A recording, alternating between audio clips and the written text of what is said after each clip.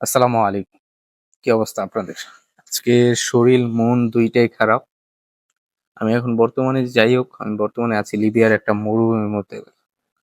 আজকে আমরা আলোচনা করব আমার সম্ভাব্য খামারের ডিজাইনটা কিরকম হবে? পার্সোনালি আমি কিভাবে ইনশাআল্লাহ বানাতে চাচ্ছি সেটা নিয়ে আলোচনা করব। কি থাকবে, কিরকম বানাবো সেটা নিয়ে আজকে আলোচনা করব।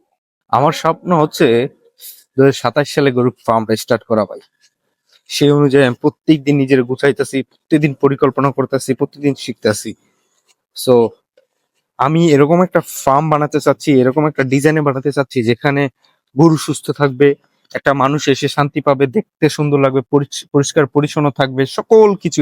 কিছুটা ডিজিটাল থাকবে, কিছুটা টেকনোলজি অ্যাড করার চেষ্টা করব। প্রথম হয়তো এত টাকা দিয়ে কমপ্লিট করতে পারবো না, বাট ইন ফিউচার যাতে টেকনোলজি গুলো অ্যাড করতে পারে, সেই মাধ্যমটা মানে সেই ফাউন্ডেশনটা আমি তৈরি করে রাখবো ইনশাআল্লাহ। প্রথমে বলে রাখি, আমার গরুর খামারটা এরকম ভাবে করবো যাতে উত্তর দক্ষিণ বাতাসটা সবসময় থাকে ভাই, যাতে গরুরা সবসময় আরামদায়ক ভাবে একটা ঘুমাইতে পারে, শুইতে পারে, দাঁড়ায় থাকতে পারে। তারপর আমি ইনশাল্লাহ একটা আলাদা ফিড রাখার একটা ঘর বানাবো। ঘাস, ফিড, খড় কুটা রাখার জন্য ছোট্ট একটা ঘরে খামারের সাথেই, আমি একদম সাথেই বানাবো। আরেকটা জিনিস স্পেশালি আমার খামারে আমি এটা যুক্ত করতে চাচ্ছি।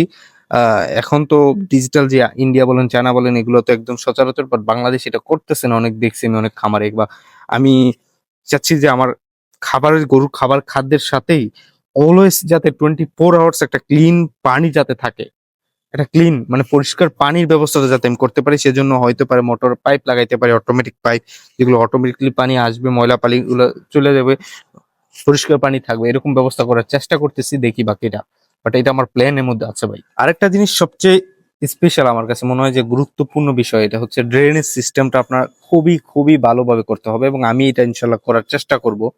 এরকম ভাবে করব যাতে, যেখানে দেখেন অনেক সময় আমরা গোসল করাবো, গোয়ালঘর পরিষ্কার করব, খামার পরিষ্কার রাখলে যাতে পানিটা ফ্লোরে না থাকে, সেই ব্যবস্থাটা আমাদের করতে হবে, এবং আমি সেই ব্যবস্থাটা ইনশাল্লাহ করার চেষ্টা করব। আর আরেকটা জিনিস আমার পার্সোনাল খুবই দরকার, খামার সাথে ছোট্ট আরেকটা অফিসের মতন দেওয়ার চেষ্টা করব, যেখানে আমার হিসাব নিকাশ, খাবারের কত টাকা খরচ হয়েছে, কত টাকা আসছে, কত টাকা প্রফিট হয়েছে, চিকিৎসা, যেই ফার্স্ট এড বক্সটা, গরুর যে যাবতীয় চিকিৎসার যে ওষুধগুলো, সকল কিছু অফিসে রাখার চেষ্টা করব। এই আর কি। একটা দেখেন, আমার স্বপ্ন শুধু একটা খামার বানানো না, আমার স্বপ্ন হচ্ছে এরকম একটা ঘর বানানো যেখানে একটা মানুষ আসলে শান্তি পাবে, পশুগুলা থেকে শান্তি পাবে, মানে একটা কমপ্লিট কমপ্লিট একটা সুন্দর পরিবেশ আমি করার চেষ্টা করবো ইনশাআল্লাহ। ইনশাআল্লাহ ধীরে ধীরে ওই স্বপ্নগুলো আমার পূরণ হবে ইনশাআল্লাহ। আস্তে আস্তে করবো আর কি। একসাথে সব হয় না, বাট এটা আমার চিন্তা ভাবনা আর কি ভাই। দেখেন, জাস্ট আপনাদের আমি একটা প্রাথমিক একটা চিন্তা ভাবনা বললাম যে এইগুলো থাকতে পারে আমার খামার ইনশাআল্লাহ।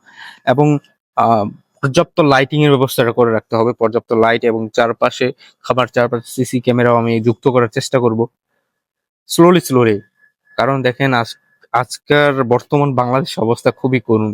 চুরি চামারি এগুলো অনেক ভয়ঙ্কর রূপে নিতেছে।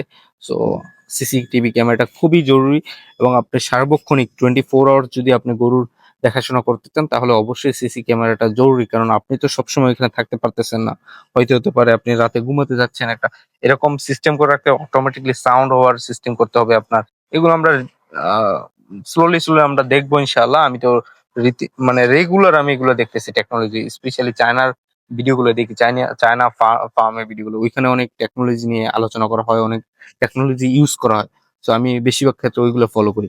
যাই হোক, আহ আপনারা যারা অভিজ্ঞ ফার্মার আছেন, দয়া করে বলবেন কিভাবে কিভাবে করলে আপনাদের মতে ভালো হয়, সেগুলো একটু কমেন্ট করে জানাবেন। ধন্যবাদ। আসসালামু আলাইকুম।